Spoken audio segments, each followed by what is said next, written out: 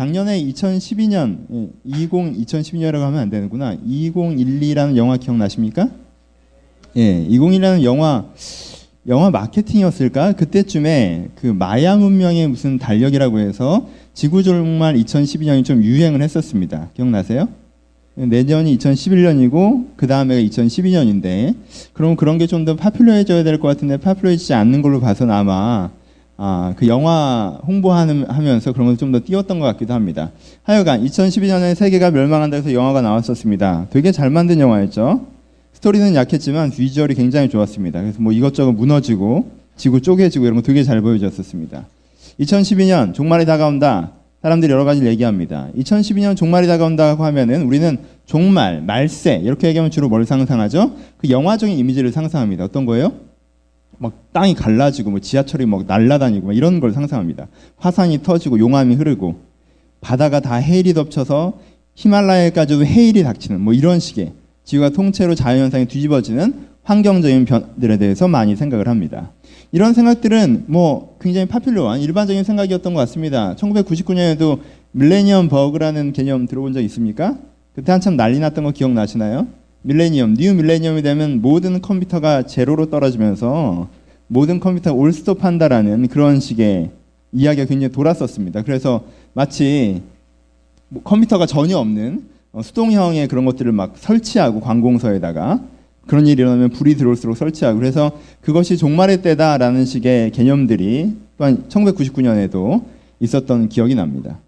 세기 말이 될 때마다 새로운 일이 있을 때마다 그리고 쓰나미가 일어나거나 지진이 일어날 때마다 사람들은 그런 얘기를 합니다. 종말이다, 말세다 뭐 이런 얘기죠. 기독교인들이 특별히 더하는 것 같습니다. 동남아시아에서 쓰나미가 일어났을 때 많은 목사님들이 말세다라는 얘기를 하셨던 것 같아요. 뭐 또 백두산에 화산이 터진다고 하니까 또 말세다라는 얘기를 하고 있는 것 같고요. 아이슬란드에 화산이 터졌을 때도 마찬가지고요. 우리는 약간 말세하면 이런 식의 생각들을 합니다. 뭐죠? 자연재해, 환경적인 고난 이런 식의 생각이죠. 지진이 일어나고 전쟁의 소식들이 있고 그리고 그 지진과 전쟁의 소식들과 함께 대대적인 종교박해가 시작되는 것. 우리가 생각하는 말세의 모양입니다. 그래서 우리는 말세를 두려워하고 말세를 부담스러워하며 그 말세를 피하고 싶어하는 느낌들이 있습니다. 근데 오늘 본문의 영어로는 아니 한글로도 말세입니다. 그렇죠? 말세에 고통하는 때가 이르리니 라고 표현하고 있습니다. The last days, 그 마지막 때에 고통하는 때가 이른다라고 얘기합니다. 근데 본문은 어떻게 얘기하죠? 말세의 고통을 지진이라고 얘기합니까? 전쟁이라고 얘기하나요? 종교박해가 있을 거라고 얘기합니까? 본문에서 좀 다른 얘기들 하고 있습니다. 말세에 고통할 때가 이르리니 무엇 때문에 고통스럽다고 얘기하죠? 사람들은 자기를 사랑할 것이며 사람들은 돈을 사랑할 것이며 사람들은 쾌락을 사랑할 것이며 사람들은 교만할 것이며 거만할 것이며 사람들은 시기할 것이며 이런 이야기들을 늘어놓고 있습니다. 문맥을 잘 이해하십시오. 이런 일이 벌어지면 말세 때인 줄 알라라고 얘기하신 게 아니라 말세에 고통할 때가 이르리니 사람들이 이렇게 얘기하고 있습니다. 문장을 정확하게 읽으셔야 됩니다. 사람들이 교만하고 거만해지면 말세가 가까워서 곧 세기말적인 어떤 말세적인 환경적인 어려움이 닥친다고 얘기하시는 것이 아니라 말세가 되면 이러한 고통들이 있는데 이런 내적 태도들이라는 것들 여러 개를 나열하면서 이런 식의 고통이 너희 가운데 있을 것이다 라고 이야기하고 있는 것입니다. 우리는 말세의 고통이 무엇인지 좀 다르게 이해해야 될 필요가 있습니다. 성경에서 이야기하는 말세, 성경에서 얘기하는 고통. 우리는 무엇을 말세라고 얘기하고 무엇을 고통이라고 얘기합니까? 우리는 예수님이 오신다 하신 지 2000년이 지났기 때문에 우리는 우리 때 오시지 않을 걸 확신하죠. 뭐 저도 확신합니다. 내 죽을 때까지 지상재림은 없을 것 같기도 합니다. 하지만 그래서 우리가 말세에 대한 감각들이 약해지는 부분도 있는 것 같습니다. 오늘 그 말세 얘기를 한번 해봅시다. 말세에 고통할 때가 이른다고 합니다. 무엇이 고통이라고 얘기하죠? 여러 가지를 얘기합니다. 쭉 읽어보기에 마음에 와닿는 부분들이 있으십니까? 자기를 사랑하며 저는 저를 좀 사랑하는 것 같네요. 돈을 사랑하며 뭐 돈 그다지. 자랑하며 이거는 제대로인데요. 자랑하며 그쵸? 제 자랑 많이 들으셨죠? 설교를 끝나고 내려가서 잘하지라고 얘기하는 목사입니다. 이런 난감할 때가 교만하며 비방하며 부모를 거역하며 잘 안 들어요. 저도 감사하지 않으며 거룩하지 아니하며 전 예전엔 이 단어가 제일 걸렸던 것 같아요. 무정하며. 무정한 거 죄입니다. 여러분. 무정하신 분. 난 냉정해. 그러신 분. 잘났다. 쿨하신 분들. 무정하며. 원통함을 풀지 아니하며. 아, 열받는 건데 속으로 담아두십니까? 모함하며. 뭐 이런 거 많지 않겠죠? 절제하지 못하며. 아, 이거 하나 나오네요. 사나우며. 예. 사나운데 해당되신 분들 계시죠? 나랑 눈 마주치고 웃은 사람들. 사나우며. 선한 것을 좋아하지 아니하며 배신하며 조급하며. 조급하며도 나오네요. 자만하며 쾌락을 사랑하기를 하나님을 사랑하는 것보다 더하며. 이렇게 나오고 있습니다. 여러 가지 얘기하니까 나 하나 뭐 걸리나 보다. 이건 좀 죄책감 드는데, 난 다른 건 괜찮은데 난 좀 무정한 것 같아. 난 다른 건 괜찮은데 난 좀 교만한 것 같아. 난 다른 건 좀 괜찮은데 난 좀 조급한 것 같아. 나는 좀 사나운 것 같아. 여러 가지 개인적으로 걸리는 거 있으십니까? 그럼 앞으로는 사납지 말아야지 이렇게 하면 되나요? 앞으로는 좀 조급하지 말아야지 이렇게 하면 되는 건가요?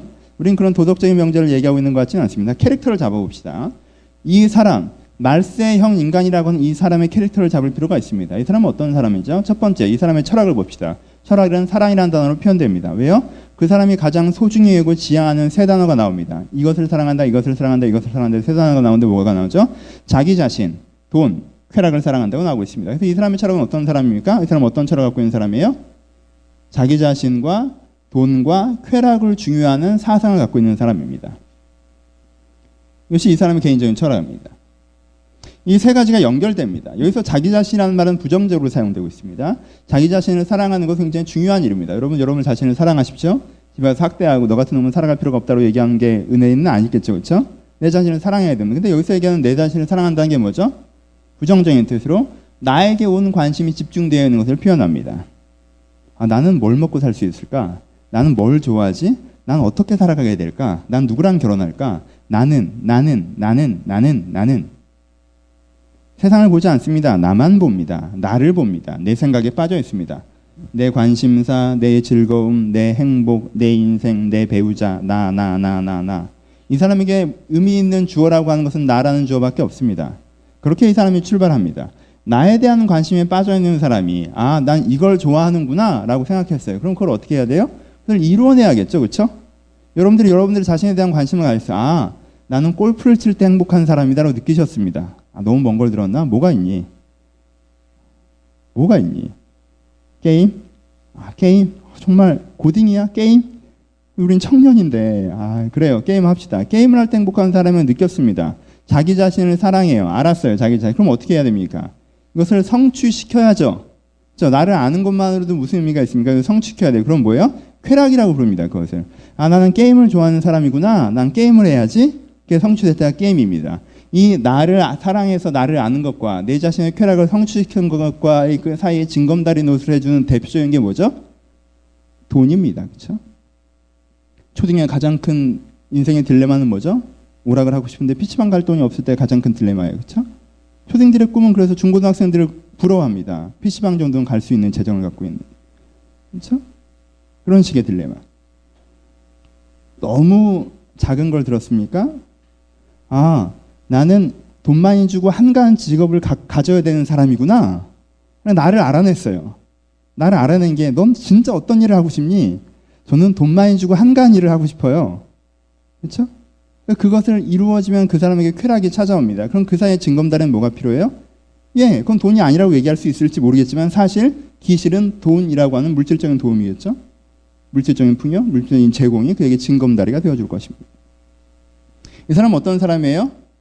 자기 사랑, 돈, 쾌락을 사랑하는 철학을 갖고 있는 사람입니다. 이 사람들의 특징은 뭐냐면 이런 철학을 갖고 있는 사람들의 특징은 거만하고 교만합니다. 왜요? 이 쾌락의 사고방식의 사람에 얼마나 거만해질 수 있냐면 이 자기의 이해관계에 상관없는 모든 것을 무시하기 때문에 이 사람은 굉장히 거만합니다. 프랑스 혁명 아십니까? 그딴 거 알아서 뭐예요? 돈이 돼요? 밥이 돼요?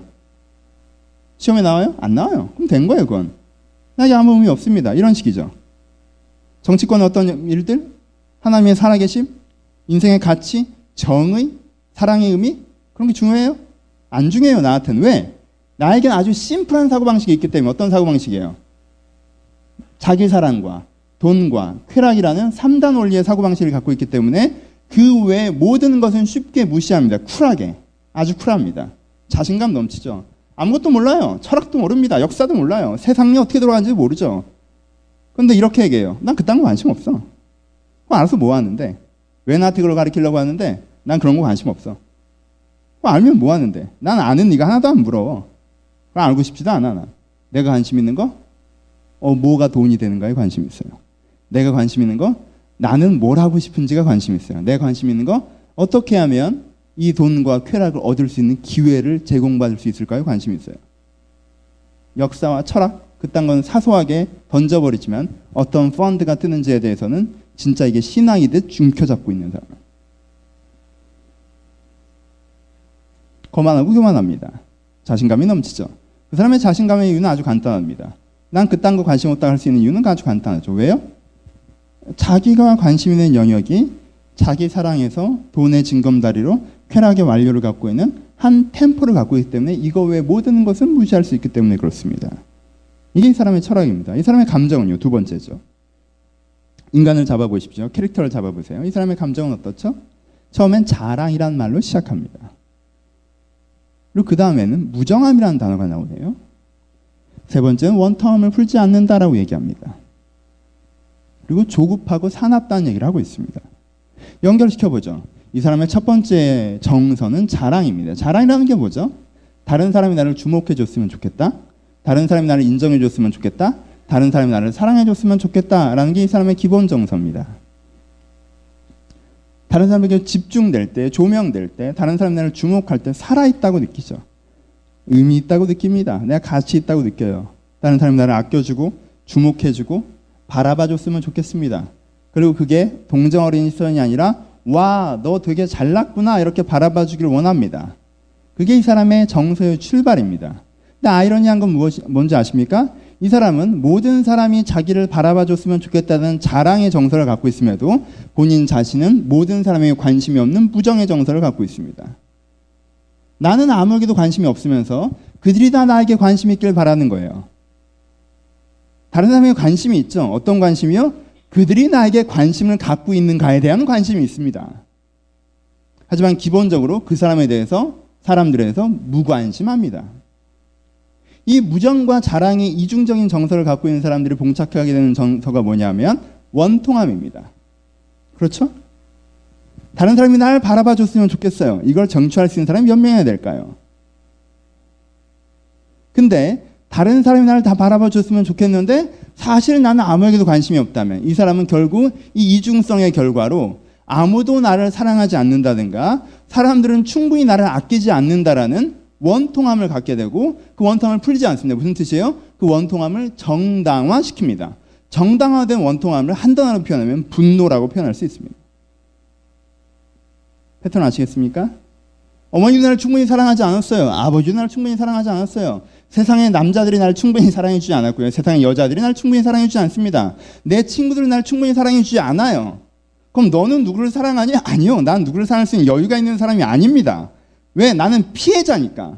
난 자랑을 하고 살아가야 되는 사람인데 자랑거리가 없어요. 사랑받고 싶은데 사랑받지 못했어요. 주목받고 싶은데 주목받지 못했어요. 그러니까 나는 피해자이기 때문에 다른 사람에게 마음을 둘 여유가 없습니다. 그리고 나는 당연히 일정한 원통함을 갖고 있고요. 그 원통함은 풀리지 않는 분노로 내 안에 내재되어 있습니다. 그러니까 이 사람의 삶의 태도는 어떤가요? 사납죠. 그렇죠?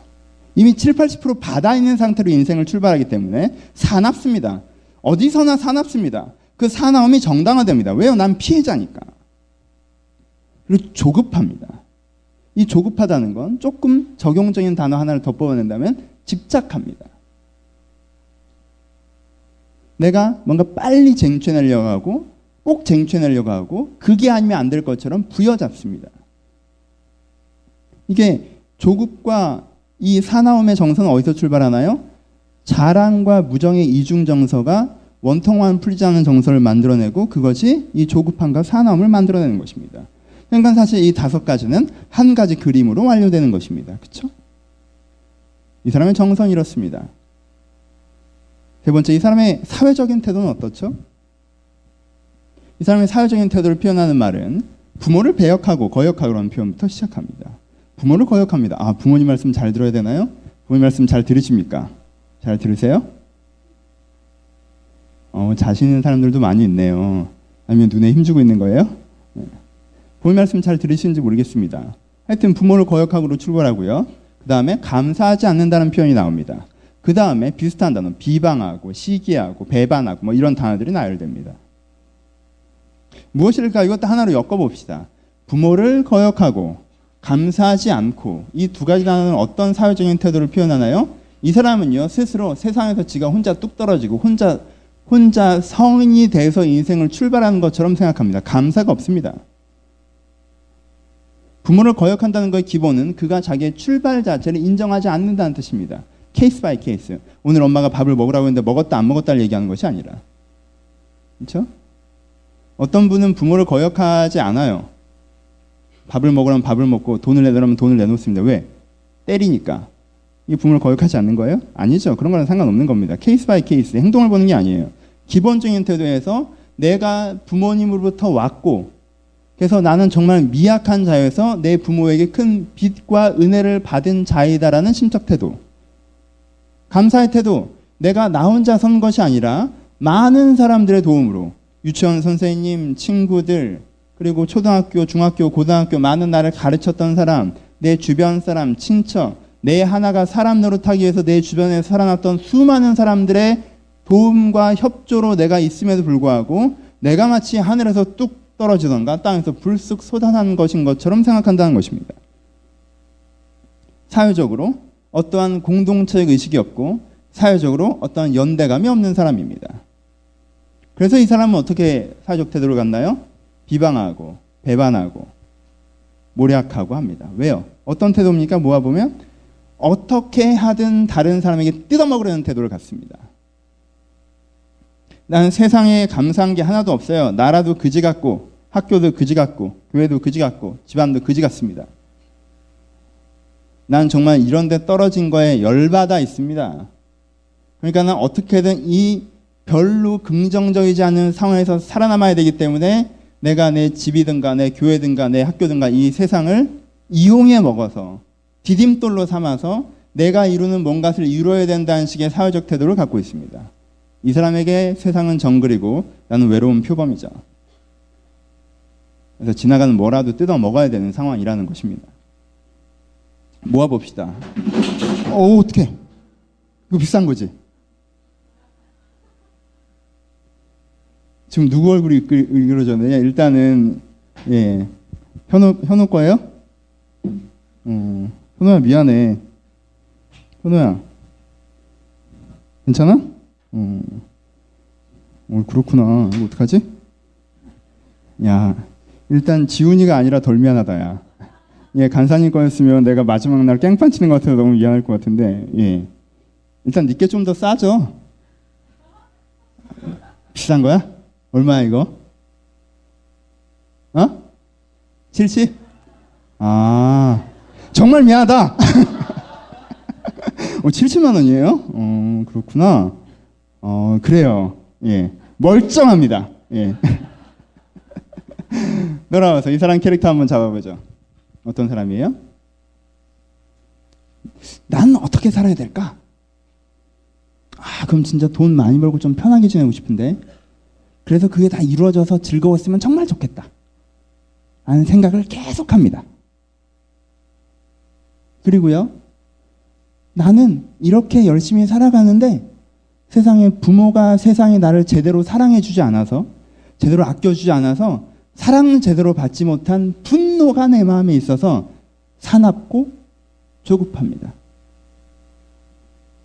그리고요, 우리나라나 내가 갖고 있는 모든 환경은 참 그지 같아서요, 난 도움받은 거 하나도 없고 피해만 받고요, 난 그래서 내가 어떻게든 이 정글 같은 곳에서 누구를 뜯어먹든 살아남아야 된다고 생각합니다. 처음 들어보는 이상한 사람입니까? 왠지 가까이 느껴지십니까? 이 마음속에 거만이 가득 차 있고 마음속에 분노와 사나움이 있으며 마음속에 지가 세상에서 제일 잘난 듯이 다른 사람을 이용해 먹을 생각만 하고 있는 이 사람. 이 사람이요, 오늘 본문에 표현하기는요, 교회에 다닙니다. 경건의 모양이 있으나 경건의 능력은 부인하는 자니라고 얘기하고 있습니다. 다른 표현으로 뭐예요? 경건의 모양이 있다라는 뜻입니다. 무슨 뜻이에요? 경건의 모양을 행하고 있는 사람이라는 뜻이에요. 그러니까 현대식으로 얘기하면 교회에 다니는 사람이라는 뜻입니다. 이쯤 되면 어떻습니까? 이 자리에 이 사람이 앉아있진 않나요?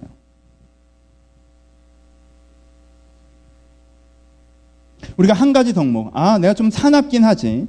한 가지 부분, 내가 좀 냉정한 것 같아. 그래, 주님, 제가 좀 더 따뜻한 사람이 되겠습니다. 주님, 제가 좀 더 부드러운 사람이 되겠습니다. 이런 율법을 하자는 게 아니라 이 캐릭터를 보자는 것입니다. 자기에게한 관심이 가득 차서 자기만 사랑받아야 된다고 생각하고 자기는 세상에서 혼자 태어나서 혼자 살아가서 도움받은 거 하나 없다고 생각하는 이 완벽하게 자기중심적인 인간, 이 인간이 문제라는 것입니다. 그리고 성경은요, 이것을 고통의 때라고 부르고 있습니다. 고통의 때라는 의미는 세 가지 의미가 있습니다. 첫 번째, 이런 사람들이 살아가는 세상은 고통의 시절이라는 뜻입니다. 여러분, 언제가 말세인지 아십니까? 말세가 지나면 말세인가요? 태풍이 불면 말세인가요? 화산이 터지면 말세인가요? 아니요, 성경은 이렇게 얘기합니다. 이런 사람들이 대다수인 시대는 말세다라고 얘기합니다. 말세라는 건 단지 물리적으로 시대의 종말만을 뜻하는 것이 아닙니다. 말세라는 것은 그것이 그런 사람들이 많아질수록, 그런 사람들이 대다수가 될 때 시대는, 세상은 어둡고 무너져 간다는 뜻입니다. 그리고 그 세계는, 그 시대가 어둡고 무너져 가기 때문에 고통의 때라는 것입니다. 말세는 고통의 때다. 이런 사람들이 가득한 세상을 사는 것 참 고통스러울 거라고 얘기하는 것입니다. 여러분 주변을 보십시오. 여러분 스스로 생각해 보세요. 여러분들이 살아가는 데가 이런 사람들이 가득한 곳이라면 고통스럽지 않겠습니까? 내 주변에 있는 사람들이, 내 옆자리에 앉은 애가 지만 생각합니다. 지 인생에만 관심이 있어요. 그러면서 나한테는 관심 하나도 없고 정도 없습니다. 근데 내가 자기를 방청객처럼 바라봐주길 원해요. 높여주길 바랍니다. 사랑해주길 바라요. 그리고 나이가 그렇게 해줘도 감사할 줄은 전혀 모릅니다. 그런 다음에 자기한테 뭔가 필요한 게 있으면 나를 뜯어먹으려고 달려듭니다. 비방합니다. 속입니다. 모욕합니다. 함부로 대합니다. 이런 정말 거머리 같은 인생. 인생에 몇 명만 있어 보십시오. 여러분 인생은 어떻게 될까요? 여러분들의 직장 상사가 이런 사람이라면, 학교 친구가 이런 사람이면, 대학 교수가 이런 사람이라면, 여러분들의 가족 가운데 이런 형이나 동생이 있다면, 부모님은 이런 사람 사랑하시니까 어떨까요?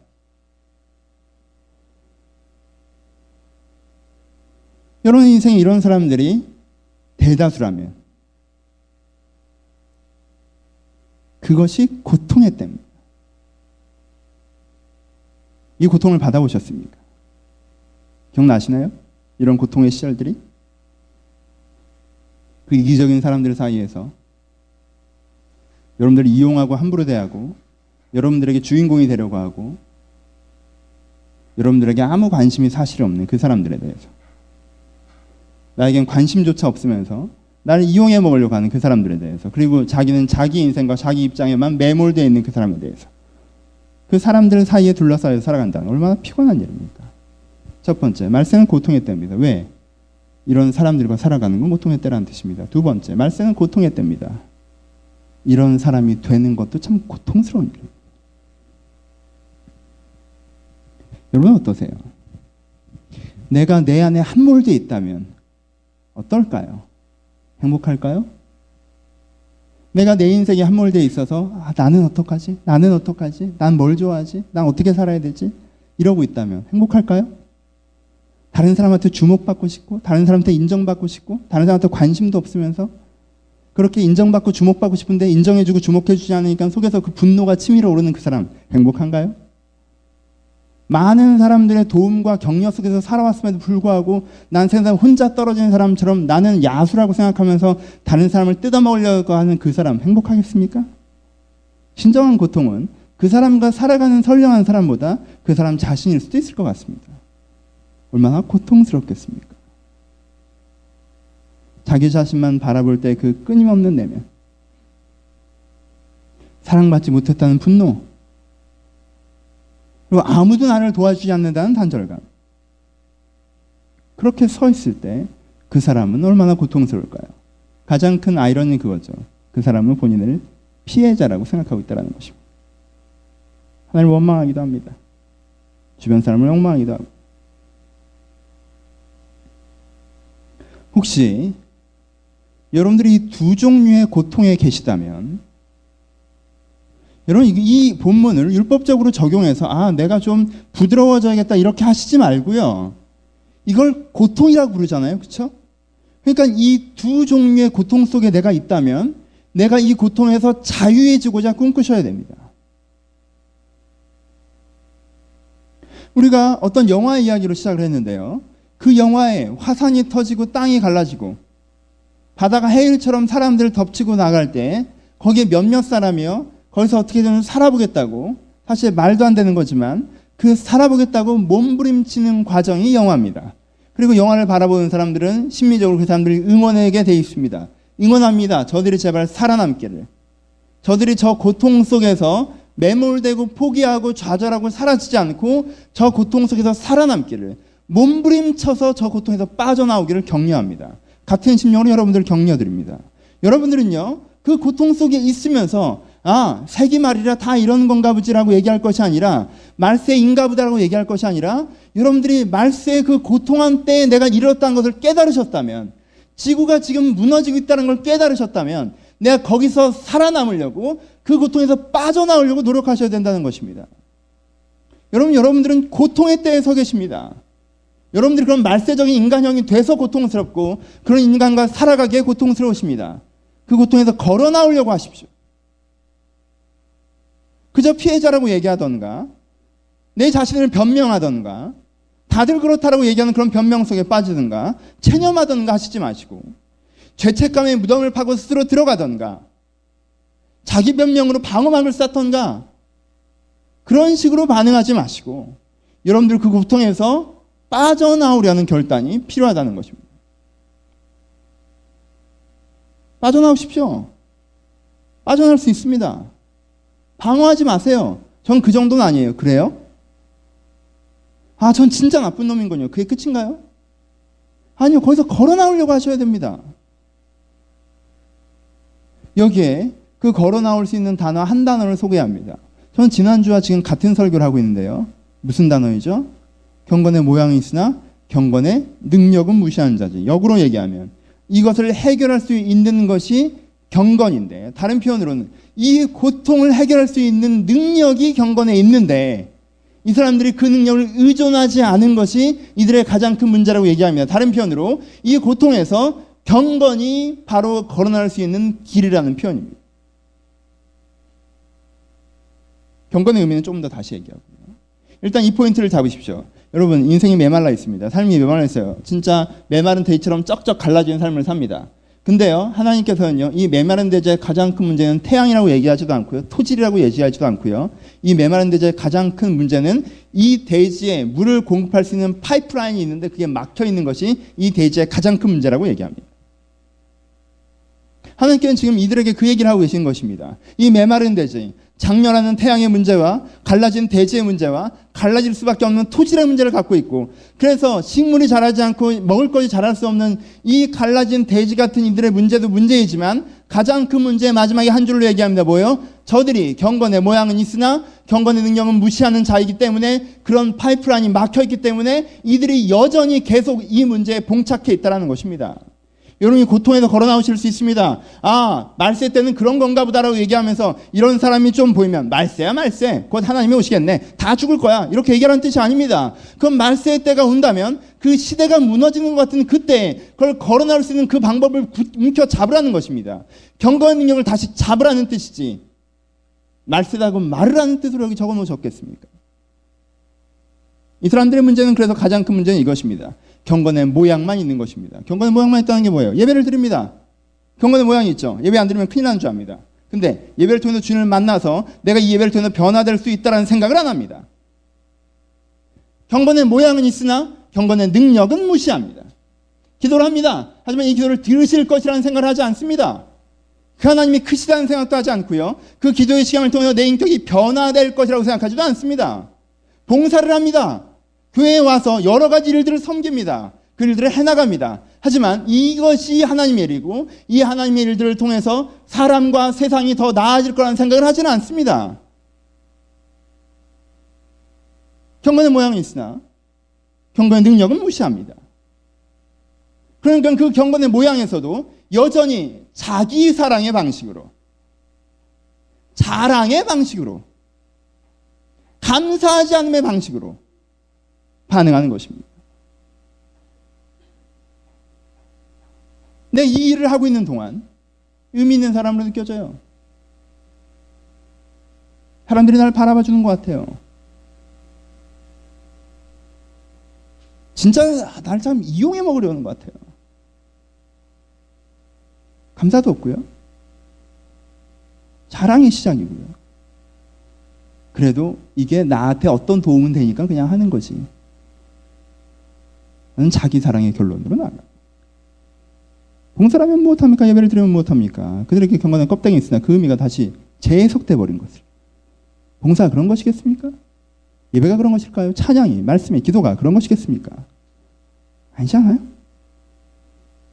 이 사람들의 결정적인 패착은 여기 있다는 것입니다. 경건만이 이것을 바꿀 수 있는 통로인데 그것조차 자기가 갖고 있는 그 세기말적인 인간형의 가치관과 정서와 사회적 태도로 그 경건조차도 하층부로 해석해버린다는 것입니다. 그래서 자기 세기말적인 철학과 정서와 사회적 태도로 재정립해서 자기 인생의 한 귀퉁이에 경건을 둔다는 것입니다. 별거 아닌 게 돼버리는 거죠. 메말라버린 돼지에 그냥 툭 튀어나온 쇠파이프 하나가 돼버리는 것입니다. 더 흉물스럽게 만드는. 그래서 물이 터져 나와야 돼지가 적혀지는 것을. 여러분, 경건은 능력이 있습니다. 이제 이곳으로 갑시다. 여러분, 고통의 때를, 여러분들의 고통을 인정하십시오. 제발 인정하십시오. 여러분, 고통스러우십니다. 왜 고통스러우세요? 돈이 없어서 고통스러우십니까? 상황이 안 좋아서 고통스러우세요? 정말 그것이 우리들의 고통일까요? 고통의 근간은, 성경은 이렇게 얘기합니다. 고통의 근간은 여러분들 자신의 생각에 매몰되어 있기 때문에 고통의 근간이 시작되는 것입니다. 고통의 근간은 내가 사랑받아야 되고 내가 자랑하고 싶은 여러분들의 정서 때문에 여러분들의 고통이 시작되는 거예요. 고통의 근간은 내가 세상에서 뚝 떨어지고 내 혼자 제일 잘났고 난 아무것도 받은 것이 없다고 생각하는 그 생각부터 고통이 출발되는 것입니다. 여러분, 받은 게 없을 것 같습니까? 여러분, 받은 게 없으면 죽었습니다. 인간은요, 부모가 돌보지 않으면 죽는 존재입니다. 낳아놓으면 쑥쑥 자라는 게 아니에요. 6년, 7년 이상 매일처럼 손이 가지 않으면 죽는 게 인간입니다. 살아계십니까? 축하드립니다. 누군가 여러분들을 살린 겁니다. 말을 할 줄 아십니까? 생각이란 걸 할 줄 아십니까? 걸어가십니까? 운동을 할 줄 아십니까? 정서란 걸 가졌습니까? 뭔가 느끼십니까? 인간은요, 인풋과 아웃풋입니다. 사랑받지 못하는 사람은 사랑의 감정을 모르고요. 격려받지 못하는 사람은 격려의 감정을 모릅니다. 여러분, 어떤 긍정적인 정서를 여러분 안에 갖고 계십니까? 축하드립니다. 여러분은 받은 것입니다. 살아있는 것조차도 받은 것입니다. 그딴 건 해야지. 다른 사람이 이런 건 정말 당연시 하시나요? 여러분, 그건 모성애가 있으면 정말 당연한 것 같아요. 여러분, 그런 모성애가 우리 가운데 내재적이어서 엄마들이 여러분들을 막 이렇게 갈아엎고 뒤집어 엎으면서 여러분들 때문에 두세 시간마다 깨어났는데 너무 즐겁고 행복하다. 난 모성애 때문에 이렇게 하고 있으라고 얘기하는 엄마가 어디 있습니까? 다 히스테리 부리면서 짜증내면서 열받아 가면서 한 거 아니에요? 하라면 좋아? 모성애, 아이를 보는 기쁨으로 그렇게 할 수 있을 것 같아요? 고통의 근거가 어딘 줄 알아요? 감사를 알면 고통이 경감됩니다. 자랑을 포기하면 고통이 경감됩니다. 여러분들이 여러분들 자신에 대한 관심에서 벗어나서 세상에 대한, 하나님에 대한 관심으로 나아가면 고통이 경감됩니다. 왜 그렇게 고통스러우십니까? 여러분들 밤에 잘못 들고 막 내 속으로 빠져들어가면서 고통스러울 때 언제예요? 네 함정에 빠졌을 때죠. 내 자신은 함정에 빠졌을 때. 난 어떻게 살까? 내 자신은 함정에 빠졌을 때, 내 자랑이라는 함정에 빠졌을 때, 내 잘남이라는 함정에 빠졌을 때, 그때가 우리의 진짜 고통이라는 것입니다. 고통을 인정하십시오. 그리고 고통에서 걸어 나오려고 하십시오. 걸어 나오는 방법은 경건입니다. 경건은 세 가지입니다. 지난주에 얘기했던 것은 두 번째이기 때문에 첫 번째와 세 번째를 더 강조해서 얘기합니다. 첫 번째, 경건 자체는 두 번째 정이고요. 경건의 뿌리는 하나님을 만남에서부터 시작합니다. 그렇죠? 경건의 뿌리는 하나님을 만남에서부터 출발합니다. 경건이 하나님을 만나는 것이 경건이라고 얘기하는 것이 아니라 하나님을 만나는 것으로부터 경건이 출발합니다. 이것이 1번, 하나님을 만나는 것이 경건의 출발입니다. 역사적 흐름으로 이해합시다. 지난주엔 정의로 얘기했다면. 내가 경건 설교를 처음 한 것처럼 표정을 짓지 마시고 지난주에 했던 설교입니다. 연결돼서 하는 거예요. 첫 번째, 경건은 하나님을 만나는 것부터 출발합니다. 뭐예요? 하나님을 만날 때 로마인데 뭐가 해결되어집니까? 하나님을 만날 때, 여러분들이 진짜 하나님을 만나면 하나님이라는 분이 계시네? 신기하다. 이건 지나가는 무슨 호랑이 쳐다보듯, 지나가는 개 쳐다보듯 저런 게 있네, 신기하다고 하는 것이 아니라, 여기서 만난다는 것은 인격과 인격이 부딪히는 것을 얘기하죠. 그 사람의 마음과 생각을 느껴지는 것을 얘기하죠. 하나님을 만나면 어떤 일들이 벌어져요? 첫 번째, 내가 내 관심사에 매몰되는 것에부터서 걸어 나와서 하나님의 관심사, 하나님의 마음, 하나님의 생각, 다른 표현으로는 객관적인 마음, 객관적인 생각, 다른 표현으로는 세상에 대한 마음, 세상에 대한 생각을 내가 알게 됩니다. 여러분, 자기 인생의 문제가 해결되는 사람이 객관적으로 세상에 대해서 고민하면서 세상을 변화시켜 나갑니까? 아니면 자기의 문제에 직면하면서 그것을 일반화시키는 사람이 세상을 변화시키고 세상의 문제를 해결해 나갑니까? 저는 마르크스의 결론은 좋아하지 않지만 마르크스의 태도는 참 존경합니다. 영국에서 가난했습니다. 빈민이었습니다. 힘들었어요. 왜 이 사회구조에서 난 이렇게 어렵고 고통스럽고 괴로워야 하지? 라고 했을 때 그 개인의 고통을 일반화시키고 객관화시킵니다. 물론 그가 은혜를 받았다는 건 아니에요. 하지만 그래서 어떻게 하죠? 자기의 개인적인 고통이 아니라 이 인류의 고통의 문제로 직면하고 시스템의 문제로 직면합니다. 그리고 대안으로 나아가는 것입니다. 물론 대안이 잘못됐죠. 문제가 있습니다. 완벽하지 않아요. 많은 결함을 갖고 있었습니다. 하지만 그 태도 자체는 참 존경스럽지 않습니까? 대부분 영국의 그 당시에 가난했던 지식인들은 지식이고 뭐고 다 필요하니까 먹고 살 방법을 찾아보자고 얘기했는데, 그 사람은 빈곤의 문제에 대해서 나아가기 시작했습니다. 기독교인들은 하물며 그건 단순한 사고의 방향의 전환이 아니라 깨달음의 방향의 전환이 아니라 내 고통 가운데, 내 불족 가운데, 내 불편 가운데 하나님을 만난다면, 하나님이 나 뭐 먹고 살아요? 나 누구랑 결혼해요? 나 왜 이런 얼굴로 태어나게 했어? 이런 거 말고 내가 진짜 하나님이 세상에 대해서, 하나님이 이 땅에 대해서 어떤 생각과 마음을 갖고 계신지를 만난다면 여러분들의 고통의 상당 부분은 경감됩니다. 전 가난합니다. 전 가난하지 않습니다. 저는 제 자신을 바라볼 때 가난하다고 느껴집니다. 근데 제가 바라봤던 세계를 바라볼 때 가난하지 않다고 느껴집니다. 전 가난하다고 얘기하기엔 너무나 많은 가난한 사람들을 만나왔습니다. 방글라데시에서, 수리남에서, 우즈베키스탄에서. 전 그 사람들과 직면하면서 무릎을 꿇었습니다. 다시는 내가 돈 갖고 투덜거리지 않겠다고. 이제까지 먹고 산 것만 하고 지금부터 나에게 모든 재산과 사회적 위치를 뺏어가신다 해도 나는 하나님이 불공평하다고 얘기할 수가 없다고. 왜?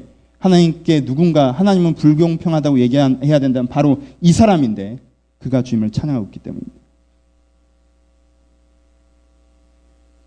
나는 왜 돈이 없어요? 나는 왜 이렇게 가난해요? 난 왜 이래요? 난.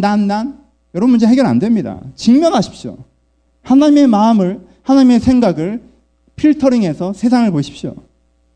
여러분 얼마나 가난하지 않는지, 여러분들 얼마나 가능성 있는 사람인지, 하나님 여러분을 통해서 뭘 만들어가고 싶어 하시는지, 여러분들이 취업도 안 되는 사회의 잉여인간이 아니라 세상 가운데 어떤 역할로 나아가야 되는 사람인지를 하나님을 만남을 통해서 보라는 말입니다. 그것이 우리의 고통과 우리의 문제 해결입니다. 주를 만나십시오. 이게 경건의 뿌리입니다. 두 번째, 여러분들은 자랑하고 싶은 것이 아니라 여러분들은 사랑받고 싶다는 것을 기억하십시오. 여러분들은 자랑하고 싶은 게 아니에요. 자랑하는 모든 사람의 심중에 뿌리는 사랑받고 싶은 뿌리입니다. 야, 나 이거 있다 잘났지? 날 좀 봐봐. 날 좀 주목해줘. 나 이렇게 말 잘한다. 나 이렇게 운동 잘한다. 나 이렇게 노래 잘한다. 나 이렇게 활동 잘한다. 나 이것도 갖고 있다. 저것도 갖고 있다. 초등학교 교실에 자기가 만든 어떤 유명한 게임기 하나를 들고 닌텐도를 들고 가서 애들에게 자랑하는 그 심리가 무엇입니까? 그 아이가 닌텐도를 들고 자랑하는 심리가 무엇이에요? 아들한테 관심 받고 싶은 거죠. 닌텐도가 중요한 거예요? 아니요. 집에서 가기 혼자 그 닌텐도 들고 즐거워할 것 같습니까? 행복해할 것 같아요? 난 이 닌텐도가 있으니 아무도 없어도 된다고 얘기할 것 같습니까? 아니에요. 그걸 가지면 교실로 가고 싶어 합니다. 존재가 없는 그 사회 속에서 내가 의미 있다고 느껴지고 싶은 거죠. 그러니까 그 아이의 뿌리는 뭐예요? 그 사회에서, 그 공간에서 사랑받음이 없었던 것입니다. 자랑하고 싶었던 게 아니라 그 사람이라면 하나님을 만나십시오. 그리고 사람들에게 그렇게 제발 구걸하지 마시고, 여러분들 옆에 있는 사람들도 다 똑같아요. 다 무정한 놈들의 여러분들에게 해먹으려는 생각만 갖고 있는 죄인들입니다. 그 사람들에게 얼마나 무슨 사랑을 받을 수 있을지 모르겠지만 그것이 아니라 하나님의 사랑을 경험하세요. 정서적인 충족감을 경험하십시오. 하나님이 나를 사랑하기 때문에 내가 정서적으로 더 이상 자랑할 필요가 없으며 다른 사람에게 무정해지지 않고 그렇기 때문에 분노가 사라지는, 그래서 조급함이나 사나움이 사라지는 그 측면을 경험하셔요. 하나님을 만나보십시오. 여러분들을 창조하신 이가 하나님에게 직면해 보십시오. 내가 나 혼자 땅에서 솟아나거나 하늘에서 떨어진 것이 아니라 하나님께서 나를 창조하셨음에 직면하셔요. 여러분, 경건의 뿌리는 여기에서부터 출발합니다. 주를 만나는 것. 내가 이 고통의 문제를 주님 앞에서 해결하고자 주님을 만나는 것. 여러분들이 아무런 문제 없이 여러분들을 가장하고 여러분들을 치장하고 이것이 고통의 문제가 나에게 없는 것처럼 이것이 나의 성격이에요. 저는 원래 좀 쿨하잖아요. 그럼 나한테 관심을 가져야지 뭐 남한테 관심 갖고 사나? 진짜 모르셔서 그렇지 나 남이 해준 거 없어요. 내가 여기까지 온 거야. 오늘날 내가 여기 이세까지 니들이 해준 게 뭐냐란 말이야. 그런 마인드가 갖고 있는 게 고통이라는 걸 여러분들이 인정하셔야 됩니다. 그리고 그것을 주를 만남으로 해결하셔야 돼요. 그럼 여러분한테 경건이 이릅니다. 어떤 경건이에요? 경건은 지난주에 말씀드렸습니다. 뭐에 대한 동기부여가 아니라 자기애와 욕망은 유사단어입니다. 욕망, 자기애에 대한 동기부여에서 쾌락으로 쫓아가는 것이 아니라 가치의 동기부여에서 성취로 나아가는. 하나님 이런 가치 있는 삶을 살고 싶습니다. 이런 가치를 추구하며 살고 싶습니다. 라고 얘기했을 때 하나님이 사명을 주는 것을 통하여서 성취로 나아가는, 내가 내 자기애와 돈과 쾌락의 3단 관계가 아니라 내가 가치로서의 직면과 소명과 성취로서의 3단 관계. 그래서 내 인생이 즐겁진 않을 수 있으나 의미 있을 수 있는, 그것이 경건입니다. 경건은 그 사람이 하나님의 동기부여, 가치의 동기부여로 살아가는 것이 뿌리라고 얘기했습니다. 즐겁지 않을 수 있어요. 바울이 즐거웠을까? 정말 즐거웠겠다. 오늘도 태장 맞는 날이네. 와, 팍팍팍 즐거웠을까? 와, 오늘 또 물에 빠졌다. 이번에도 살려주겠지? 즐거웠을까? 발이 얼어가고 손이 얼어가고 입술이 떨려가는데 체온이 내려가는데 막 돌에 맞는데 즐거웠을까? 사람들이 죽은 줄 알고 질질 끌어갔는데 즐거웠을까요? 근데 왜는 자기 인생을 행복하다고 고백할까요? 즐거웠기 때문이 아닙니다. 가치 있었기 때문이죠. 그것이 경건입니다. 내가 자랑이 아니라 하나님을 증명할 말미암아 다른 사람을 지난주에 얘기했던 것처럼 나와 똑같은 사람으로 그 사람에게 받으려고 구걸하거나 그 사람에게 베푼다고 구걸하는 것이 아니라 그 사람 옆에서 그를 아껴주고 또 그의 아낌을 받기도 하는, 그것이 경건입니다. 내가 세상을 바라볼 때 어떻게 하면 이 세상에서 뜯어먹을까를 생각하는 것이 아니라 세상이 나를 키워주는 감사와 나도 세상을 키워나가는 헌신의 태도로 살아가는 것이 경건입니다. 그리고요, 세 번째, 이러한 경건이 유지되고 재생산해 줄 수 있는 곳이, 생산해내는 곳을 경건의 필드라고 합니다. 그 경건의 필드가 뭐예요? 예배의 장소가 경건의 필드이고 교회가 경건의 필드이고 여러분들이 경건 생활을 보는 그 개인 기도 시간과 말씀 보는 시간과 하나님을 만나기 위해서 어찌저찌 만들어 놓은 그 모든 시간을 경건 생활이라고 얘기하는 것입니다. 그러니까 기도를 한다고 경건하다는 얘기가 아니에요. 예배에 온다고 경건하다는 얘기가 아니고 이런 하나님을 만나서 내 안에 경건이라는 것이 생기는 필드가 어디예요? 그런 일들이 주로 어디에서 일어나요? 그걸 만들어줄 수 있는 조성해주는 장, 도움의 장이 뭡니까? 이 예배 시간이라는 거예요. 여러분들 개인의 기도 시간이고, 그래서 우리가 여러분들에게, 목사가 여러분들에게 경건 생활을 하라고 얘기하는 것입니다. 경건 생활을 하라는 것이 아침에 큐티를 하니까 이 사람이 경건해졌다는 얘기입니까? 경건 생활을 하고 있는 거예요? 아니요. 이런 경건의 사건, 하나님을 만남을 말미암아 내 안에 고통의 문제가 해결되어지고 인생에 그래서 새로운 방향성이 점검되어지는 그런 경건의 필드가 여러분의 삶 속에 꼭 있게 만들라는 것입니다. 가장 큰 패착은 경건의 필드만 만들어 놓고 경건이 있다라고 오해할 때 모든 것이 허물어진다는 것입니다. 오늘의 결론은 이쪽에 가 있습니다. 여러분, 경건의 필드를 재건하십시오. 심리적으로, 물리적으로. 여러분, 경건의 필드를 재건하세요. 여러분, 여러분 인생에 많은 것들을 투자해 나가시지만 여러분들은 마음을 지키는 싸움을 잘 싸우지 않습니다. 여러분 인생에 영어 공부하다가 좀 손 띄면 잊어버리죠. 그러니까 어떻게 하려고 해요? 단어 하나라도 매일매일 보려고 하지 않습니까? 안 해요? 그것도 안 해? 왜 그럼? 오락을 오해하다가 쉬면 감 떨어지니까 그래도 한 번에 한 번씩은 하려고 하지 않아요? 그건 하니? 운동을 오래 쉬었더니 너무 퍼지니까 그래도 어느 정도 러닝은 하고 살려고 하지 않아요? 하죠? 여러분, 마음을 지키는 싸움 이런데 꼭 필요합니다. 내가 지금 여러분한테 기도해라, 예배 잘 드려라, 예, 이 얘기하는 겁니다. 하지만 이 얘기하는 거 아닙니다. 여러분, 두 가지를 하셔야 됩니다. 시간은 배정하고 계신 여러분, 묻습니다. 그것에 경건의 능력이 나타나고 있습니까? 경건의 능력은 간단합니다. 여러분들의 마음과 생각이 그곳에서 변화되는 일들이 벌어지고 있습니까? 그 여러분들의 삶을 변화시키는 그 능력이, 그 경건이 여러분들의 필드에 있습니까? 없다면 그것을 먼저 세우십시오. 몸부림치십시오. 시간에 사람 갖다 앉아놓다고 뭐가 되는 거 아니지 않습니까? 가서 몸부림치셔야 됩니다.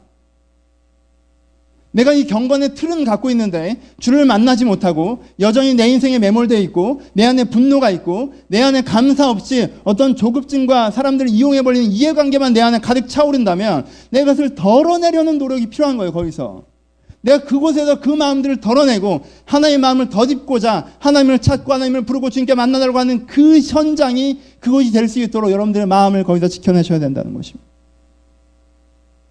요즘은 기도했는데 은혜가 잘 안 돼요. 그럴 일이 아니에요. 그럴 일이 아닙니다. 요즘에 예배를 드려도 잘 안 와요. 목사 설교를 전부 다 열심히 안 하는지. 요즘 기도 분위기가 좀 그래서 그런지. 여러분, 쇼핑하든 여기 오지 마십시오. 비장하십니까? 여러분, 여기서 은혜 안 받으면 살 수 있어요? 보십시오. 여러분 인생을 돌아봐요. 여기서 사면타로 은혜 안 받으면 어떻게 되디? 첫 주 은혜 안 되고, 둘째 주 은혜 안 되고, 셋째 주 은혜 안 됐어요. 그럼 여러분 어떻게 돼요? 내가 화가 나죠. 여러분 신앙 떨어지고 있죠? 몇 주 여기서도 은혜 못 받으면 신앙 떨어져요? 안 떨어져요? 생각 바뀌어요? 안 바뀌어요? 마음의 태도 바뀝니까? 안 바뀝니까?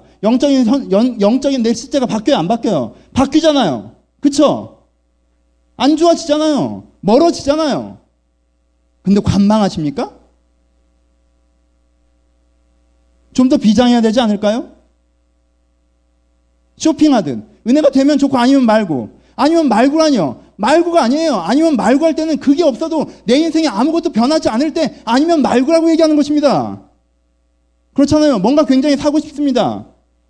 사면 돼요. 살 수 있어요. 근데 너무 비싸네? 아니면 말고. 그건 뭐예요? 사치품이라는 얘기예요. 없어도 된다는 얘기입니다.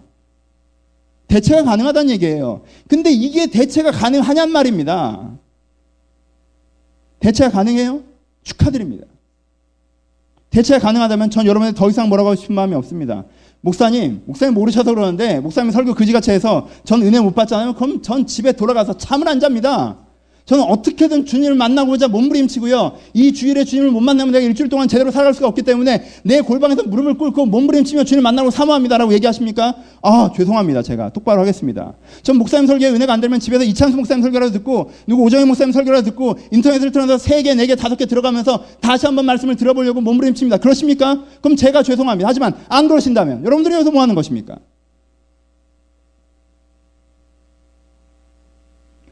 비장하십시오. 쇼핑하듯 하지 마세요. 꼭 예배만 말하는 것이 아닙니다. 개인의 기도도 마찬가지입니다. 여러분 진짜 연정의 투쟁의 필드는요. 여러분들 아침, 저녁 10분, 15분, 30분 하는 그 무릎 꿇는 그 시간입니다. 그거 못 지켜내면 신앙 가는 거예요. 그냥 알잖아요. 우린 마음의 싸움을 합니다. 우리 마음 가운데 이런 세속적인 인간, 이런 말세적인 인간이 되던가 아니면 하나님의 마음이 임하던가 이 두 마음 사이에서 왔다 갔다 하면서 사시죠. 여러분들은 플레이어인데 심판이나 관계처럼 여러분들의 내면을 바라봅니다. 요즘엔 좀 더 세속적이네? 요즘엔 조금 은혜가 되려나? 좀 그러다만 아는구나. 여러분들은 플레이어예요. 여러분은 지금 뛰고 있습니다. 내가 한 번 실수해서 공이 빼앗긴 것에 분노하면서 다시 뛰어야 되는 플레이어입니다. 한번 뺏겼어. 내가 이렇게 한번 했는데 안 속았어. 제가 끌고 가. 할 맛 안 나. 안 할래. 그래요? 축구 그렇게 하십니까? 한번 덮쳤어. 근데 다 죽었어. 할 맛 안 나. 나와. 그렇게 하십니까? 우린 플레이어예요. 최소한 내 인생에, 내 영성에, 내 마음에. 여러분 경건의 필드를 지켜내십시오. 말씀 마치겠습니다. 사랑하는 여러분, 12월은 4주가 있습니다. 전 2주를 여기에 투자했습니다. 희소성은 사람에게 굉장한 간절함을 줍니다. 4번이 남았습니다. 2번은 뭘 할까? 1번은 뭘 할까? 어느 때보다도 설교 본문을 고르게 됩니다. 근데 저는 여기에 2주를 투자했습니다. 경건입니다. 경건의 싸움이 없는 사람에게 그 어떤 신학적인 메시지나 세계관의 메시지나 비전의 메시지도 경건의 뿌리가 없는 사람에게는 망상입니다. 여러분들이 기도하는 그 시간에, 예배하는 그 시간에 하나님을 만남으로 내 인생을 바꾸어 나가는, 내 마음을 바꾸어 나가는 그 경건의 뿌리가 없다면, 그래서 내가 욕망과 자기의 동기부여로 사는 것이 아니라 내가 하나님과 가치의 동기부여로 살고자 하는 그 기본적인 경건의 훈련, 경건의 싸움이 없다면, 기독교는 이렇게 위대한 것이다, 인생을 이렇게 이상주의자로 살아라, 이런 얘기는 허탄한 것입니다. 다음 주부터는 그 설교를 할 것입니다. 제가 이제까지 해오면서 가장 많이 했던 설교는 그런 것일 거예요. 관점을 바꿔라, 이상주의자가 되라. 기독교는 이렇게 위대한 교리가 있다. 너희들이 아는 것처럼 그저 허접한 교리가 아니다. 대단한 말씀이지 않느냐. So, 이것이 아니면 전 2주를 여기 투자합니다. 그래서 제 역할은 여기까지입니다. 공을 여러분들에게 드리겠습니다. 또 듣고 목사님 한번 열받으면 말 진짜 빨라지는 거 봤지? 라고 말 것이냐, 내가 내 필드로 이걸 가져갈 것이냐, 이 싸움입니다. 여러분, 눈을 여십시오. 영적인 실체라고 하는 것은 어떤 귀신이나 환상이나 하나님의 보좌를 보는 것이기보다, 영적인 실체라고 하는 것은 여러분들의 내부에 그 말세적인 자기 자신에 직면하면서 새로운 하나님의 사람이 될 수 있는 가능성을 보는 것, 그것이 내 인생의 진정한 직면이라는 것을 깨닫는 것입니다. 심리학에서 주워들은 것 때문에 사랑받지 못한 분노와 원망에 정당화하고,